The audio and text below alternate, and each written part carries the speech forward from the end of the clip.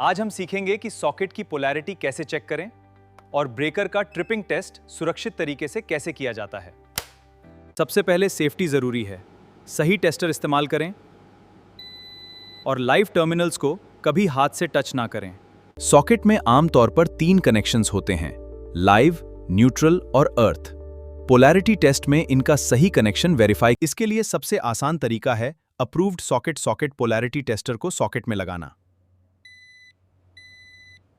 Tester की indicator lights देखकर wiring condition समझी जाती है। ग्रीन इंडिकेशन सही पोलैरिटी को दिखाती है, लेकिन हमेशा टेस्टर की अपनी लेजेंड देखें। जरूरत होने पर कैट रेटेड मल्टीमीटर से भी वोल्टेज रीडिंग्स वेरीफाई की जा सकती हैं।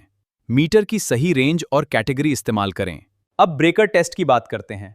एमसीबी ओवर करंट से प्रोटेक्शन देता है, जबकि आरसीडी या आरसीबीओ लीकेज करंट पर ट्रिप कर सकता है। आरसीडी या आरसीबीओ पर टेस्ट बटन दिया होता है। इसी बटन से फंक्शनल ट्रिप टेस्ट किया जाता है। डिस्ट्रीब्यूशन बोर्ड सुरक्षित स्थिति में होने पर टेस्ट बटन दबाएं। सही स्थिति में आरसीडी तुरंत ट्रिप होना चाहिए। ट्रिप होने के बाद प्रोटेक्टेड सर्किट की सप्लाई बंद होनी चाहिए। केवल ब्रेकर की पोजीशन देखकर वोल्टेज फ्री मानना सही नहीं है। मैन्युफैक्चरर इंस्ट्रक्शंस के अनुसार ब्रेकर रीसेट करें और टेस्ट रिजल्ट तथा डेट को इंस्पेक्शन रिकॉर्ड में नोट करें। याद रखें, पोलैरिटी सही होना और प्रोटेक्शन डिवाइस का टेस्ट होना दोनों जरूरी हैं। डाउट हो तो क्वालिफाइड इलेक्ट्रिशियन की मदद लें।